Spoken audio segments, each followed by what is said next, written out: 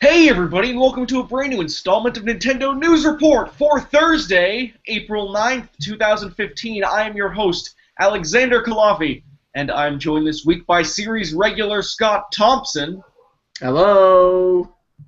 as well as this week's special guest, the lead writer, communications manager of Neon the Ninja, as well as friend of Nintendo World Report, Joshua Hillyer. This is the evening news with Joshua Hillyer. Oh, you want to take this over tonight? It's Josh's show now. I'm just gonna sit back. I used to work at a news station, actually. Did you major in journalism? Mass communication, so yeah, basically. Okay. Oh wow, you might have heard of my school then. Have you heard of Emerson? Yeah, sure, yeah, Emerson. It's okay, perfect. So you went there. yeah. Big donor. I love Emerson. Oh, who was your favorite professor? Definitely Dr. Carter. Just I don't like to throw the word genius around, but maybe All a right. genius. Enough of that nonsense. This week's top story is Amiibo Wave 4. It happened. Pre-orders went up. Pre-orders went down almost as fast as they went up, and we're here to talk about it. First, I want to go around and ask, out of the Amiibo that went up for pre-order, Charizard, Pac-Man, Wario, Ness, which is GameStop exclusive, Lucina, and Robin, and Greninja and Jigglypuff, which one of these did you get? Josh? I have pre-ordered Ness, which, kind of funny story, I think I might have been the last person in the United States who was able to pre-order that before GameStop's system officially blocked everyone out. So the store manager actually called me right after I left and said, okay, it won't let anybody else order them now. So all of your hate and vitriol, send it my way, I suppose. And no, I get enough of that, actually. Don't do that. And what else? So Ness was the big get, though, obviously, for me. And Pac-Man, who I might be sending to CJ from Player One, but we'll see how that goes. And Super Pac. yeah, he has. He's a big Pac-Man guy, so we'll see if that turns out or not. And I was not able to get Wario though, but I got the Splatoon 3-pack. Where and when did that go for pre-order? Because that didn't go up simultaneously, did it? That was available at GameStop if you did an in-store pre-order last Thursday, April 2nd. So, okay. I was lucky enough to get that too. And then I know the pre-order rules for GameStop are a little weird. Like the online stuff will sell out in 20 minutes, but because they use different warehouses for the online and in-store, you can actually get a little lucky with the in-store, within a few hours, I think. Correct. Yeah, so I was there at 4 in the afternoon and lucked up. But Wario was gone. Ness was still there and Wario was gone, so go figure. Yeah, I wonder which one of these are going to be rare. I mean, Lucina and Robin are going to be obvious, but I mean, and Greninja certainly, and Jigglypuff and Ness. Scott, which one of these did you pre-order? None. I would have wanted Ness if any of them, but I wasn't going to bother lining up at GameStop on my lunch break or something at work. Yeah. And the rest I just don't care about. I mean, my philosophy with this now is it's if it's a character I really enjoy, then I'll get the Amiibo. But other than that, I'm not going to go out of my way to order a Jigglypuff when I really don't care anything, for Jigglypuff whatsoever. So if I see them out, once they finally do release and I want to pick one up, I'll do that. But my philosophy with Amiibo is just grab the characters that I enjoy and especially try to pre-order them if you kind of know they're going to be rare. But other than that, I can't be bothered to care because I'll just be crestfallen and heartbroken every single time a new wave comes out and it's immediately sold out before they're even released. So, but I will literally shake someone for an Ness Amiibo. So, Josh, watch out. Would you say shank? Yeah, shank. Yeah. Yeah. Okay. Yeah. Where are you? Within shanking distance. Okay. Yeah. I thought I felt somebody's breath on my neck. Yeah. Behind these blinds. Yeah, that makes a lot of sense. With the Amiibo, I've actually gotten to the point where I'm wondering if, in the limited 10-minute window I have to pre-order stuff, whether I should go for the ones I want or the ones that I know I wouldn't be able to get except in that moment. Like, for me, I was around when Wario64 tweeted out the Best Buy links, so I ended up getting the one I really wanted, Charizard. Nice. Which was nice. I lucked out on that. But Greninja, the other one I really wanted, that one was up at like 5 a.m. Yeah. Toys R Us website only. Might be in store, might not at this point. I think it is going to be. Yeah, I heard that it was going to be, and then that it wasn't going to be, and I think that the latest information, which is supposedly correct, is that there will be an in-store pre-order at some point for that. Right, and the thing I'm wondering is, like, I really like Fire Emblem Awakening, and I kind of want a Robin amiibo, but I don't want one that much, but I feel almost compelled to prioritize pre-ordering that over pre-ordering Charizard, because I know that if I don't get Robin right now, it's going to be $50 minimum when it actually comes out next month. So yeah, and that's just such a shame, that you can want a character that's being released and just simply not be able to get it unless you go to some aftermarket, eBay or wherever else. So, yeah. I mean, I know that that's been well documented, and plenty of people. If you look at Nintendo's Twitter feed, anytime they post anything about amiibos, the comments they get are borderline disturbing. So it's funny. It definitely is worth a laugh, but at the same time, surely they're aware of this and they see those replies, right? Mm-hmm. Yeah, I would think so. Yeah. I think it's going to improve down the road. We've talked about this before, but I really think the mistake was committing to making an amiibo for every single character in Smash Brothers. Yep. I mean, now they're like taxed with making. I mean, how many characters in Smash Brothers? Like near 40, right? Like closer to 50. Right. Okay, there you go. And releasing them in waves, and they're having a hard time, I think, gauging popularity and just knowing which ones people are going to want. Not really realizing that people pretty much want every single one. Right. So that's just an issue. But I feel like once they clear this like Smash Brothers hurdle and they move on, I think things will be better. Like releasing 3 for Splatoon is reasonable, and releasing 5 Mario Brothers ones that will, seemingly work with every Mario game from here on out. I mean, that's like a smart move. They just were way in over their heads with the Smash Brothers commitment, not realizing, I think, the popularity these things were going to have. Yeah, I think that's pretty much it entirely. It was just a complete misreading of the potential audience for it, apparently. Yeah. Because they haven't really done a lot of, like, figure licensing over the years. Yes, a little bit, but not to this level.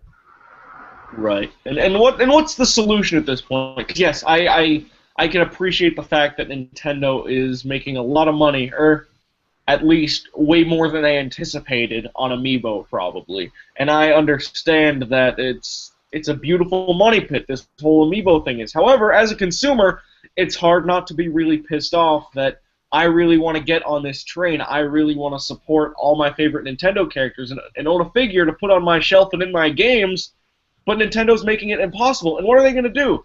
Because, sure, Marth is getting a second run. Sure, Ike is going to. Sure, I'm sure Villager will down the line when the new Animal Crossing Happy Homemaker comes out and the Wii U game comes out.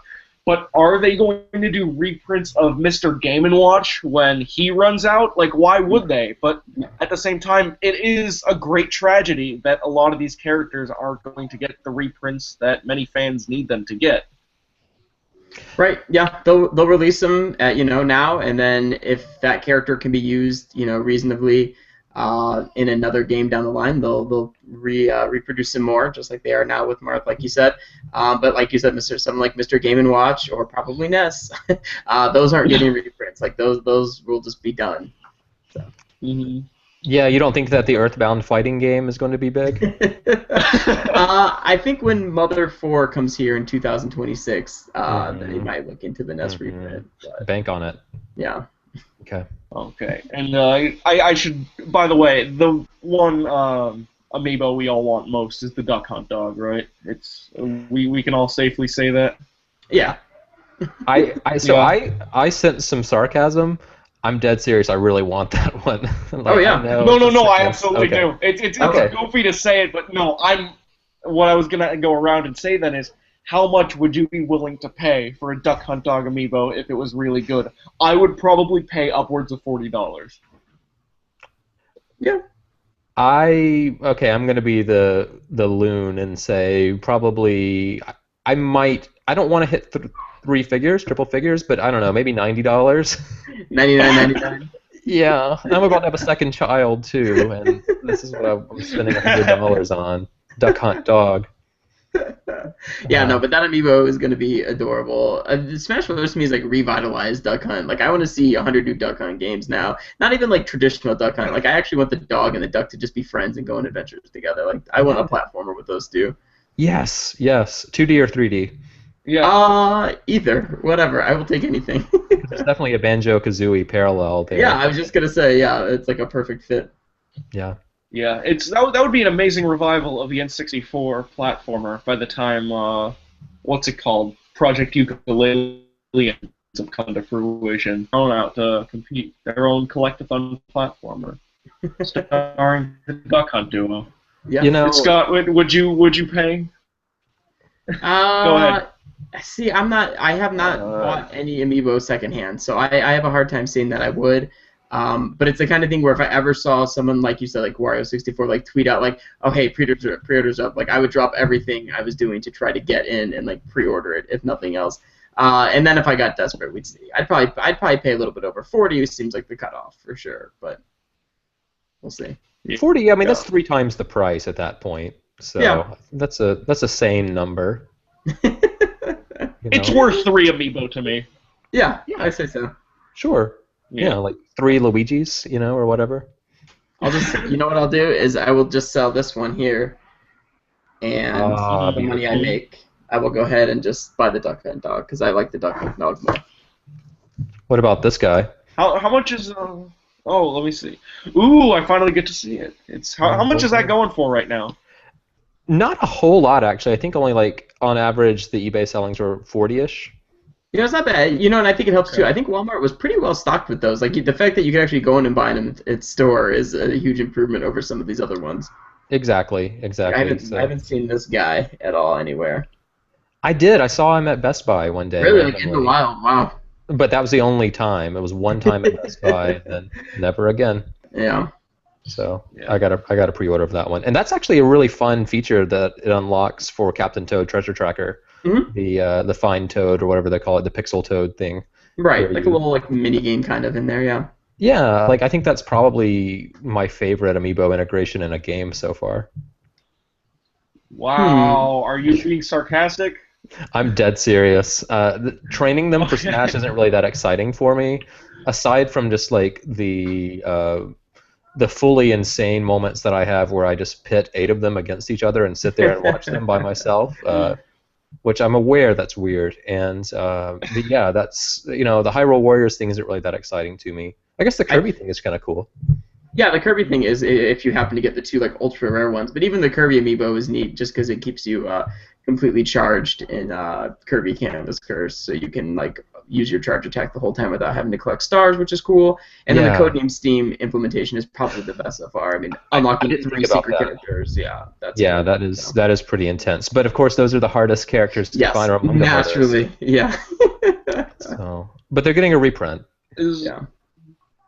I bet it's going to be like Xenoblade Chronicles, where it brings the price down significantly for a few weeks, and then it just goes back up. Because I'm pretty sure physical copies of Xenoblade Chronicles still fetch a pretty high price, one way or another. And I don't think whatever they put out for Marth is going to be sustainable, because there's no way it's going to just become common. I agree, yeah. We'll see it for a little while, kind of like Toad. Like we were just talking about with Toad, and then it'll be gone. Yeah. The last thing I want to talk about before we move on is that there's this part of me, like thinking about all the things Amiibo has become, for better or worse. Is there a part of you guys that just wishes like you almost went back in time to when the pre-orders for the first wave started up and you were smarter about getting Marth and Villager and the ones you're never going to own? Because I had a pre-order for Villager that I canceled because I decided I didn't need it. Oh, ouch. It hurts. It hurts. And now I really want it, and I can't get it anywhere. Yeah. Yeah. I absolutely would do it again. I would go back and pre-order every last one of them, and I would have Wii Fit Trainer and Marth and Villager and the whole gang. Because I really want Villager Yeah. now. I think that's the one obviously Wii Fit Trainer is more of a novelty one, but I love the Animal Crossing games, so I don't know why I didn't pre-order that one. I think I thought it would be I somewhat don't. common because it Yeah. is Animal Yeah, Crossing. it's one of Nintendo's biggest franchises, hands down. Right. Absolutely. I mean, there was But just no it never way made to them. predict what was going to happen when those released. Like, no way. It was impossible to know that this would just be like a clusterfuck immediately, and that like some of them would just disappear within days of being released. I mean, yeah, it's pretty unbelievable. But I wouldn't go back and pre-order them because I feel like I still see people now who are like, I have the complete set. I have to try to track every single one down, and It's a single free flip. not having those like right out of the gate means that I don't have to like worry about being this like perfectionist collector. I can just move on with my life, which is good. Yep. You know, Man, you're like completely sane and rational, Scott. I try to be. Is this how you live your life? Yeah, it's strange, right? I'm like, huh, okay. I'll Whatever write works a, for you, I guess. self-help book about that. Okay. Whatever works. and then the Yoshi plush amiibo, I'd probably pay $30 for at least. That's another It's probably one. gonna cost like 20, 25 retail, I imagine. There's no way that costs $13. You don't think so? No, it's unless it looks like it's gonna be slightly bigger than the other amiibo, and Okay. and it's also handcrafted, even though it isn't. I don't know. I imagine it costing at least a few dollars more, personally, Yeah, it might because be they know they'll be able to 19.99. sell it for a few dollars more. Yeah, Yeah. 19.99 probably makes sense. Yeah, What Yeah, are in they this doing? Three case, colors? yeah, and they have the game packaged with the green one, which is nice. So you probably for sure can get a green one, no problem. The other colors are going to be more rare. Is Sure. it? Is that Go ahead. is that going to be in the United States that it's packaged with it? Because I know that's going on in the UK. I would almost have to believe they would do it in every region, but I guess I could be wrong, but I I hope think so. they'll do it. That would be nice. Yeah. I want the blue one, but I might actually do that pack-in because I kind of want this game the more I see it. I think at this point they're kind of realizing that Amiibo move really well, and that if you package it with a game, people might get a game they wouldn't otherwise want. I mean, which is the right reason why I think the Mario Party Mario wasn't sold separately until now. I think they might have probably got people to buy Mario Party who might not have bought it otherwise, just to snag that Amiibo and have their set. Because who knows, if it would come out separately or how rare it would be. I mean, that's the whole thing. So. That's a I good point. agree. Yeah. Moving on. Oh, Yeah, go ahead. Go ahead. No. We'd be moving on to the I was gonna next say, thing. it's the perceived value, though. Like there's something about, like, even now as a parent of a young child, like when I see something, I'm like, this has a movie and a figure. It's still that same sort of thinking Right. for just the average consumer looking at Mario Party 10 or Yoshi or whatever else. I'm surprised they're not doing it with Splatoon, honestly. But they went with the 3-pack instead. And now, well, it'll be interesting to see. I was gonna say, are we gonna talk about the Splatoon voice chat news? I can't remember. Well, so we talked garbage. about that last week, I think. Okay, you guys already it sucks. Except it did just come out that the reason why they didn't do it was because of the unsavoriness of online players, which makes sense. Like, online negativity, I think, is the official reason. Which is fine, I guess, but at the same time, they gotta join the future sometime. Which sounds like such a shitty, like, generic thing to say about Nintendo, but sometimes it gets frustrating when it comes to stuff like this. Right. Okay. Yeah. There you go. So, moving on to new releases. This week, Xenoblade Chronicles 3D, and it is the night before this game comes out, and I still haven't decided if I want it or not. Are you getting this, guys? Either of you? Somebody. Bueller. I'm probably going to get it. I never played the Wii one, and I have the new 3DS XL, so this game is exclusive to it. It kind of feels like I owe it to myself to do that. Yeah, to justify your system. Yeah, but the thing with me in that game is anytime that a game boasts about having 100 hours of gameplay or more, that's really not a selling point to me, actually. Right. So, like I don't mind getting 100 hours out of Mario Kart, just and with like multiplayer sessions with people and that sort of thing. But I don't want a game that takes that long just to complete the main quest or the main idea of the game. So I don't know, but it does. Like I hear that it's one of the best JRPGs of all time, and definitely one of the best of the last few years. And I certainly am getting into RPGs in a new way over the last few years, thanks to Persona 4. So yeah, maybe so. Yeah, a similar boat, Scott. I played and beat the Wii one back in the day, and I adore the game. It is really fantastic. It's easily the best JRPG of last generation, and I think one of the best of all time for sure. So I think you owe it to yourself to play it. But I personally will not be playing the 3DS version. The Wii version wasn't much of a looker, but the 3DS version looks even worse. And I hear a lot of the scale and scope of the huge, large environments is sort of lost, and the handheld setting. But I will say for you, Josh, I know having kids, I have 2 kids, I think the 3DS version might be the way to go for you if you're interested in playing it, just because that portability and the ability to just I need to do something now, with the kids, someone needs help, whatever, just close the system, set it aside, and then come back later when you're ready to keep playing. It's not as much as as a commitment when you're at home playing. So awesome. It's absolutely worth playing. I would also compare the length to Persona 4. It's like in the same way Persona 4 gets that 100-hour mark, even though that's not necessarily always an accurate case. I would say for most people just playing through the game normally, 50, 60 hours through Xenoblade is about right. Yeah. Really, it's not insane. Yeah, there's so much extra stuff to do, so it's totally up to you, how engrossed you want to get into the world and all the side quests. But you can easily complete it in half that time that's advertised. Yeah. Okay, well that's intriguing to me, and you brought up the thing about standby mode, just being able to close the system. Anyone who wants handheld gaming to go away does not have a kid. Yeah. Because being able to do that is incredible, and it's the reason that I love the Vita as well, in addition to the 3DS. Also this week, Pokemon Rumble World, the new free-to-play game, from the Pokemon Rumble gang. It is the 4th game in the series after the first game on WiiWare, Rumble Blast is a 3DS physical game, Rumble U on the Wii U, which was no good, and now this one. And it actually sounds like this one is supposed to be real good. I was a big fan of Rumble Blast, and it sounds like this one, even though it's free-to-play, is almost like a follow-up to that. I think Pokemon's doing a really great job with this free-to-play thing so far. It seems like they're completely nailing it with Shuffle. Apparently so. So I get a ton of street passes because I teach at a university.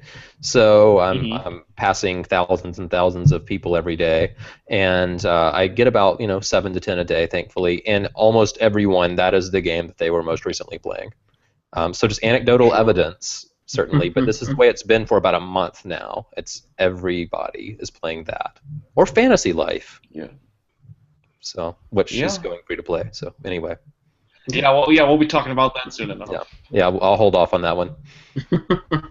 Yeah. But do you guys like the free to play Pokemon games? How are you feeling about them?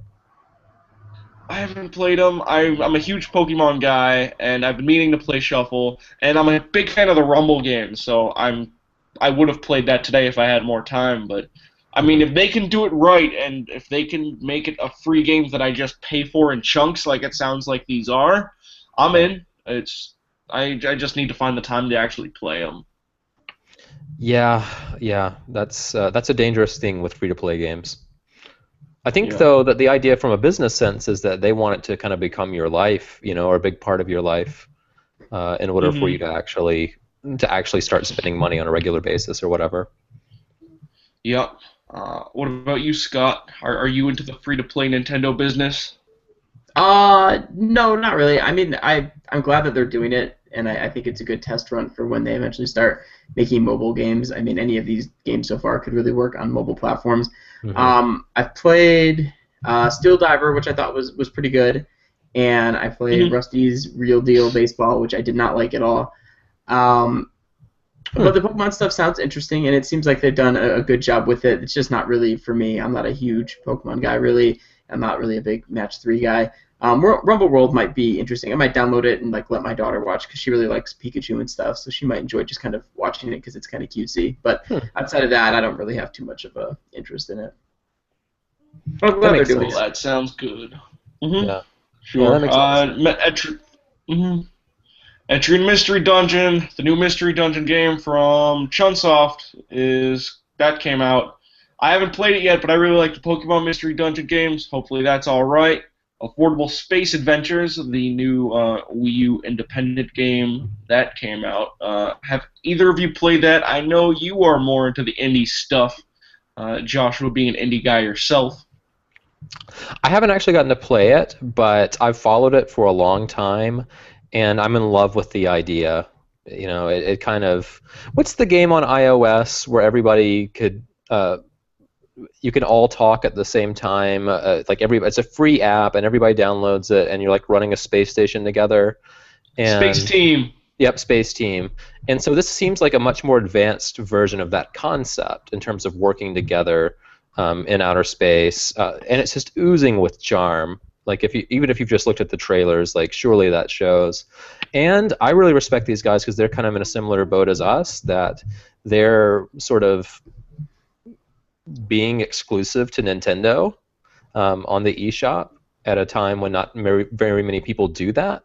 And so I'm kind of intrigued just to see how it goes for them, knowing that we're going to do that next year as well. And Nintendo's kind of given them a push. I noticed on Twitter today they've really promoted that game well. So I'm hoping it'll do well, but it's a tad expensive for what most people are used to paying for indie games. Like, I think it's worth the money from what I've seen, but I just am worried that it won't do well because isn't it $20 if I'm not mistaken?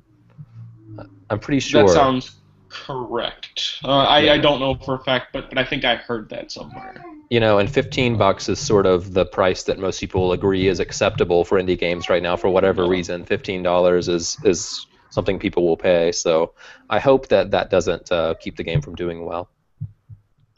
Sure. And then on the DS Virtual Console this week, WarioWare Touched and Yoshi Touch and Go. WarioWare Touched is a real good game. I wouldn't say the best WarioWare. I might argue that's Twist. My man. Yes. Realm. Yeah. It's the most all of them are. And then Yoshi Touch and Go. I'm a huge fan of the Yoshi Island games. Never played this. I kind of wish it was on 3DS instead. Yep, it makes a lot more sense. But what do you do? It's good. I mean, but aren't they charging $10 for it? I think it's $10 for both of these, which is a fine price for WarioWare, but I don't know about Yoshi. Even when that came out on DS, I mean, it was like more of a tech demo just to kind of show like this is what the DS is capable of. This is what touch controls on your handheld platform can offer, and it was such a cool idea. But even then, that was around the time like iPhone was really catching on, and like the idea of mobile gaming. And even then, it felt like, well, this might serve better as like a cheap iPhone game versus like a full price DS game. And $10, it's crazy. It's a total like arcade kind of quick like Twitch experience. It should be cheap. That should be their next like free-to-play game on 3DS. Is just revise that and sort of implement some kind of payment system, extra lives or something like that. Not a bad thought. Sure. Neil Ronahan was on Nintendo World Report's own. Neil Ronahan was on. You don't pronounce the G, right? It's a silent G, is what I picked up. It's Han. Yep. Yeah. Ronahan. Yep. So anyway. I know I've met him in person. I feel like I can joke about his name. So, but I don't even know what I'm talking about anymore. Oh no, he was on Twitter. That's right, and he was. Special guest on Twitter. Mm-hmm. Yeah, and he was talking about the whole $10 for Yoshi Touch and Go thing. Yeah. And I really agreed with him because he was like, "What's the point of having variable pricing from $7 to $10 if Yoshi's Touch and Go is going to be $10? Like, what will be $7 then?" Right. And that's a really valid point. Like, how bad of a game does it have to be $7? Ping Pals, like. The magic. Yeah, so that's I don't know. I was pretty disappointed in the pricing there. Not because I can't swing the extra $3. It's just the principle of it. Yeah, I agree. Yeah. Sure. And then Nintendo just introduced a Super Spring Sale from the 9th through the 20th. Wii U's got Pikmin 3 for $41, Captain Toad for $27, or excuse me, $28, which is fantastic. Yeah, It's an okay game. It's good for that price, I would say. Uh, I would say that game's one that everyone like raved about it for like the first week or two after launch, and then completely forgot about it pretty much. And I would say rightfully so. I think it's extremely charming, but the very low difficulty, harmed that game, I think. uh, I'm gonna disagree with you on that, but I get Okay. your point though. Like the difficulty thing is something that I've been wondering about for a while and grappling with too, because like I didn't really like Kirby's Epic Yarn, and Neither did I. because yeah, because it's just so easy, but it's beautiful and charming, and I love Kirby. Mhm. But for whatever reason, Captain Toad, I don't know, maybe it's just like a Zen sort of thing for me, but I'm able to just sit down and play like 3 levels and just kind of zone out and just enjoy the music and everything. And I don't know, I love that game and everything it stands for. But you're right, it's pretty easy. I'm not gonna lie, it's pretty easy. But it's also neat, and I mean, And, it is a and cheaper then game they already. got Like at least it's sold for 40 right out of the gate, which helps with the difficulty aspect. I love the way that it like intertwines with Mario 3D World too. So I think it does have a lot of charm. Yeah. It's a fun game. It's definitely I think it was worth 40, and it's definitely worth what 28, like for sure. So Yeah, that's probably closer to what it should have yeah. launched at, yeah. honestly. Yeah, and even despite what I said about Captain Toad, like it's good that they priced 40. Like they recognized the amount of content that was in this game and in Rainbow Curse, and they said like, okay, this is the right price for this game. And I'm hoping they end up doing the same thing for Mario Maker, because I do not want to pay 60 for that game, even though I kind of want it. Fuck, I'll pay 100 for that game. That game looks so good. Wow. Yo, really? I wouldn't pay for 100 for it. $100. This I will pay full price for it.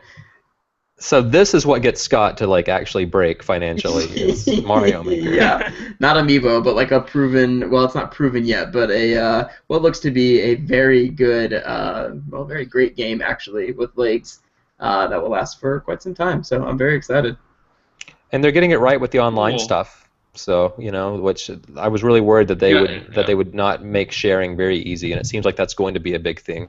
And I love that out of the gate it incorporates every like era of Mario. They very easily could have just had it been Mario 1 and then like done some shady DLC down the line, like they unlocked like Mario 3 skins and Mario World skins. I love that just right out of the gate. It's like make whatever Mario level you want and whatever Mario game is your favorite. Like I really like that aspect of it.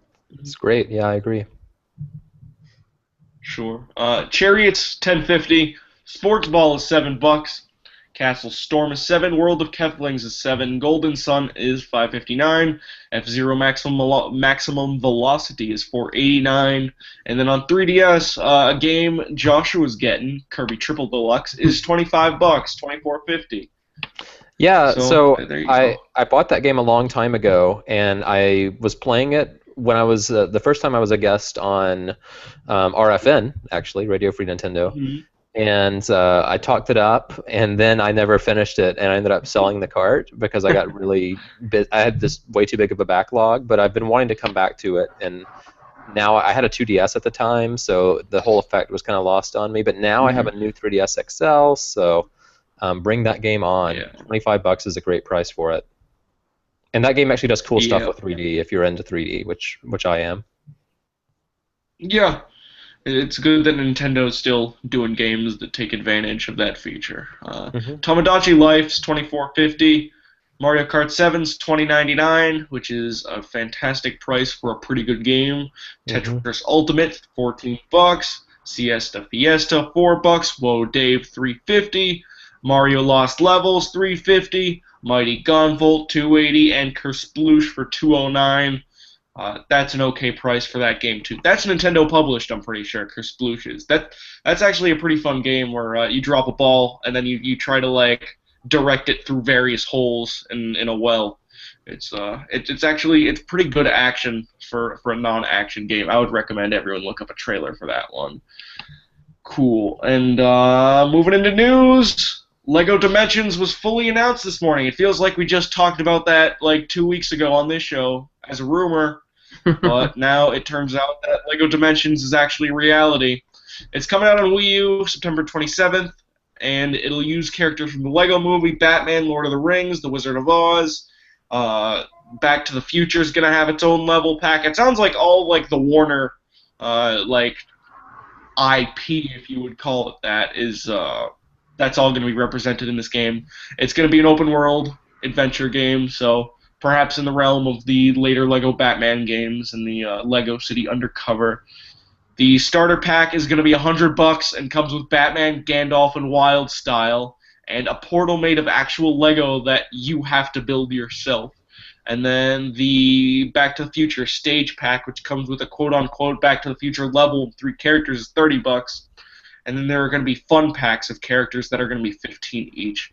And that is some insane pricing. Yeah, everything outside of the core, like getting the game and the portal and the 3 figures and all that for $100, that seems fine. But everything else seems overpriced to me. Yeah. It's $30 for the Back to the Future stuff. I mean, at least they're trying to get the Lego part right, but I don't think there's any way that you could practically expect success with this for $100. I'll say it now, I don't think this is going to be extremely successful.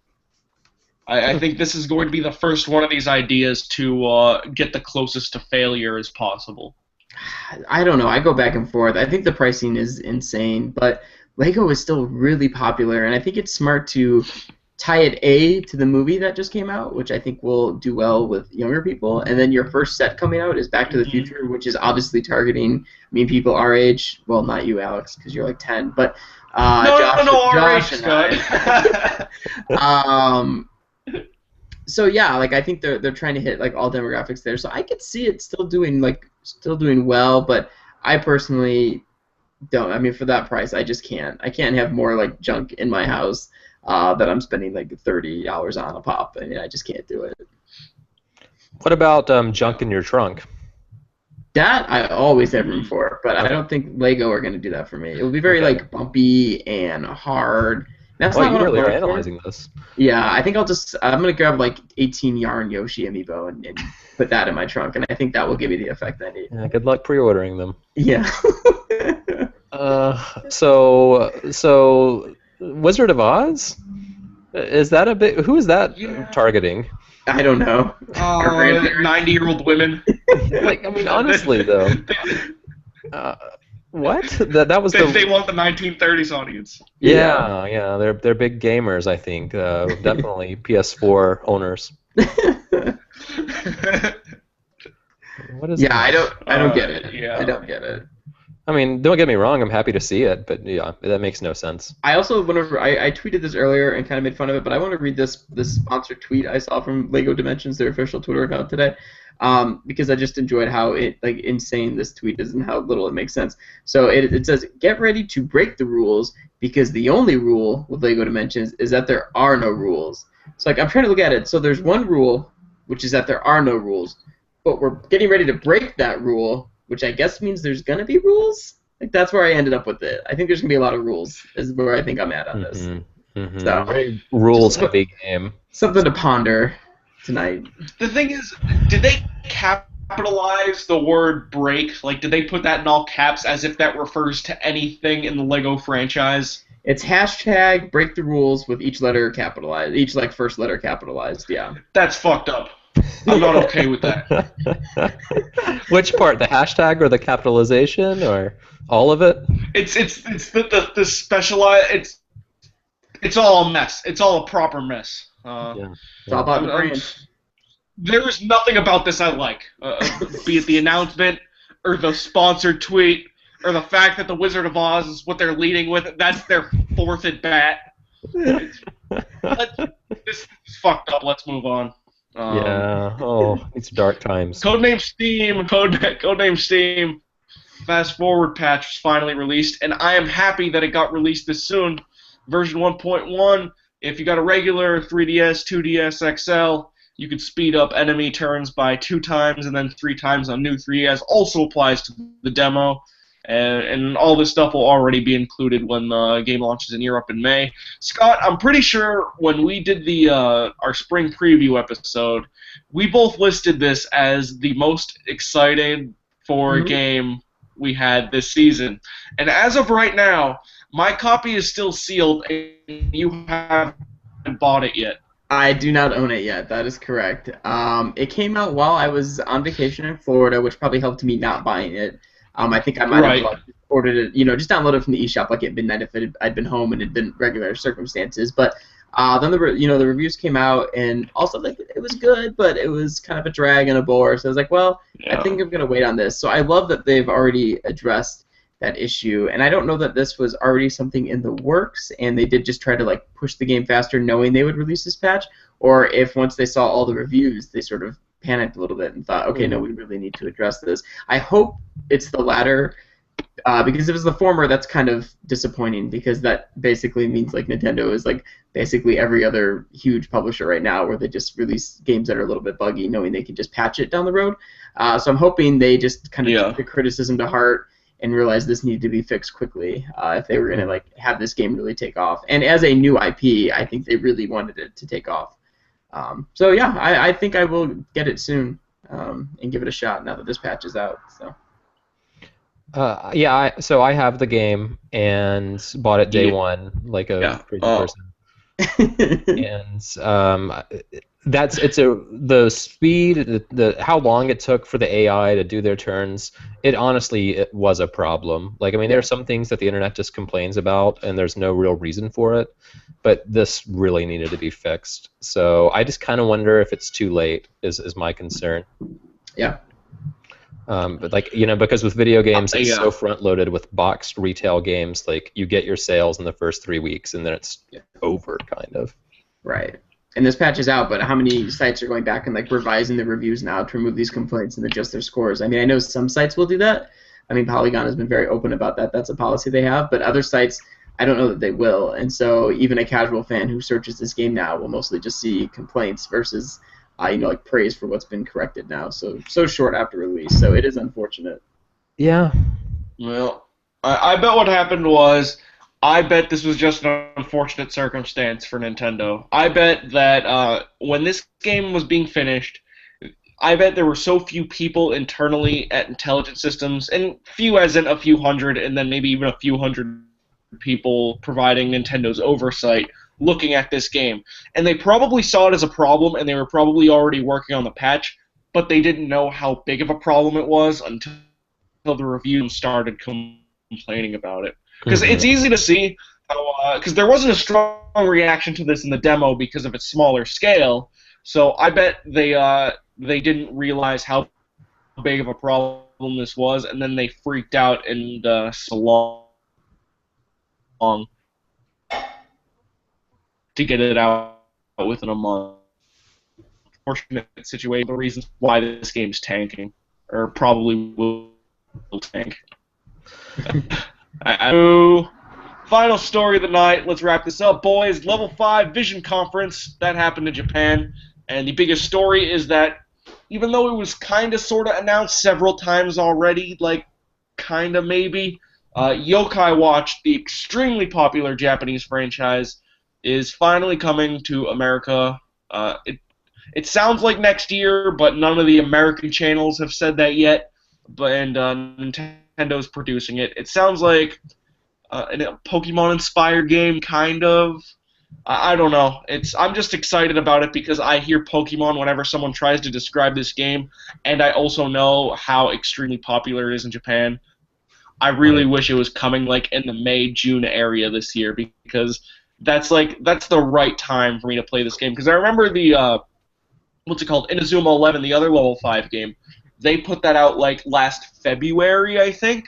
Like last February to April, which was like the ideal time for that because there wasn't that much else to play.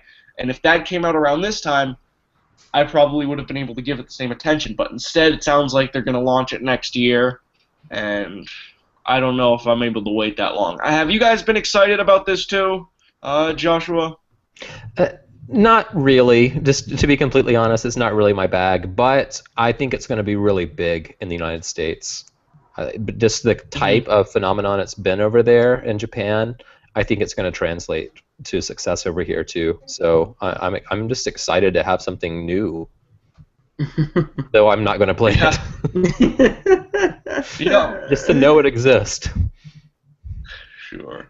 And Scott, are you in a similar camp? I'll probably give it a shot when it does get brought over here. I said I'm not the biggest Pokemon fan. I guess what I should say is I'm not the biggest I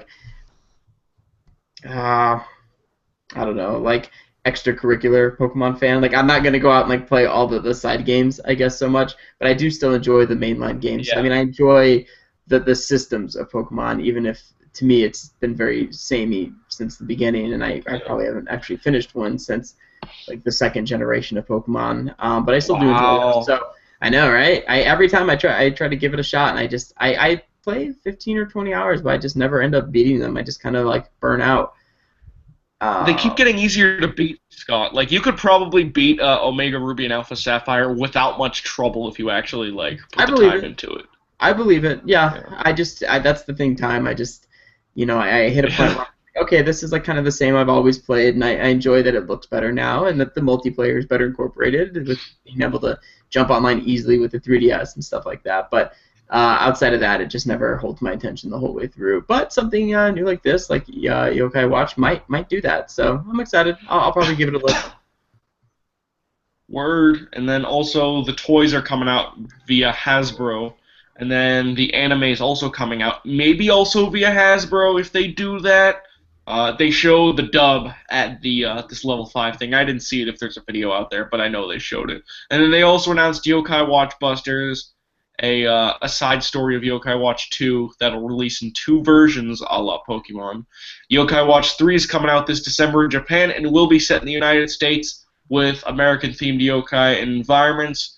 And then Koei Tecmo is developing a crossover called Yokai Watch, called Yokai Sengokushi. And I probably pronounced that wrong. That's probably a storied franchise that everyone loves but me. But it's Sengokushi. The game will be a turn-based... Oh, you know what it is? It's Nobunaga. It's the Pokemon Conquest. They're doing that with Yokai Watch. Okay, cool. The Romance of the Three Kingdoms. So there you go. I was surprised that they didn't just start with Yokai Watch 3, because I presume it's like Pokemon where it's a new generation each time. And I assume that this one, being in the United States, this would have been the one they launched with, almost in the same way that Bravely Default, they launched with the enhanced version rather than the original version. But I guess they want to start from the beginning, but at the same time that makes me worried, are we even going to see Yokai Watch 3 at this point on 3DS? Because that system probably only has 2 years of life left in it. Sure. Yeah. It might be kind of like a Phoenix Wright situation, where we just lag behind for a long time. Because I think we didn't start getting those games until what? Because they were on the GBA in Japan. Mm-hmm. A lot of them, and so we didn't get those until years later. But aren't we caught up? Or pretty close to it, aside from some of the latent stuff? No, we're absolutely caught up, except for the Layton's it's got some issues. Though I think we're caught up on Layton too. We were late on Wright versus Layton. That was a couple years late. Yeah. And then the Japanese Phoenix Wright, that 200-year prequel. That one hasn't been announced for the West yet, but otherwise we're caught up. However, I would argue that the reason why Phoenix Wright was a different story is that Phoenix Wright has this first off, it was more to access the game no matter what, and adults who were in the loop, and Phoenix Wright had this level of raw quality to it that it would have been a cult classic almost no matter what. At the same time, Yokai Watch, regardless of whether it's amazing for everyone or not, this thing is distinctly being marketed towards a huge kid audience. And if it doesn't get picked up by that audience, I don't know if they're going to see the rest of us as viable. I hope they do. I hope they're marketing it for us and hope they get pleasantly surprised, but I just don't see that happening. Well, and when you already have a toy deal with Hasbro, I mean, they're playing their cards, and so they need this to be a big success, or you're right, it probably will just go away. Yep. They also announced their next huge cross-media, trans-media project, The Snack World, which is going to be using the NFC reader on 3DS via keychains. It's kind of like a Dragon Quest. They described it as like a hyper-casual fantasy game, and it looks like Dragon Quest. And what you can do is you can buy these keychains in real life, put them on the 3DS NFC, and then you can introduce weapons and equipment to your character. And then I don't know if you guys saw that trailer, but the art style looks pretty incredible. Like, it reminds me almost as something that would come out of Studio Ghibli, if you guys saw it. And hopefully that'll come to the West too, and within a couple years. Yeah, I'm hoping so too. It seems like we're a little bit more. Like when you look at the games that come out on the Vita, like apparently there is a market for this stuff in the United States. You know, how many JRPGs and games that a few years ago would not have been sent over here are making it over here because of digital markets. So maybe. Word.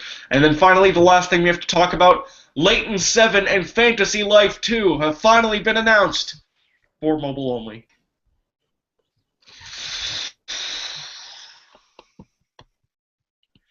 There you go.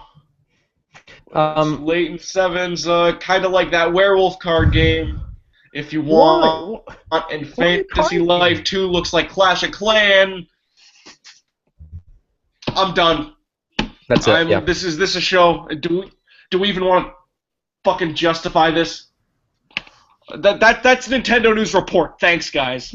we're gonna. Josh, thank you so much for joining us. That's our show. Where can we find you? What can we get that's yours, etc.? Like your NES Amiibo. Where can we get that?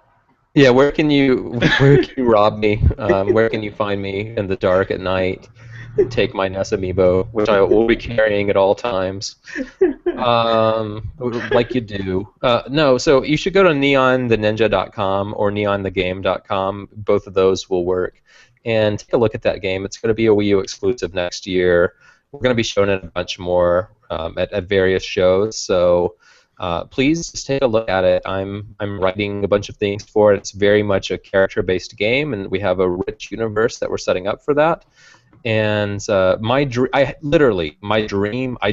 this the other night, guys, is that one day Nintendo will be like, we want to make a Neon the Ninja Amiibo. So I'm just going to put that idea out there, and maybe it'll just happen one day because I said it. I hope so. I hope so. I hope all your dreams. He's a really cool character. Thank you. That's excellent. Okay, and you can also find all of us on Twitter. You can find Joshua Hillyer on Twitter at JoshUAHILLYER. Yeah. Joshua Hillyer, like spelled out. That's generally right. JoshUAHILLYER. There you go. That's awesome. That's who you follow. And Alex. In case anyone didn't get that, can you spell it one more time? It's Please don't. J. Okay. And then you can find Scott at OK, the word soda, OKSODA. You can find me at CULAFIA. That is my last name and the first letter of my first name. That's all. Thanks so much for you guys for joining me. Thanks so much for you guys for watching. Bye-bye.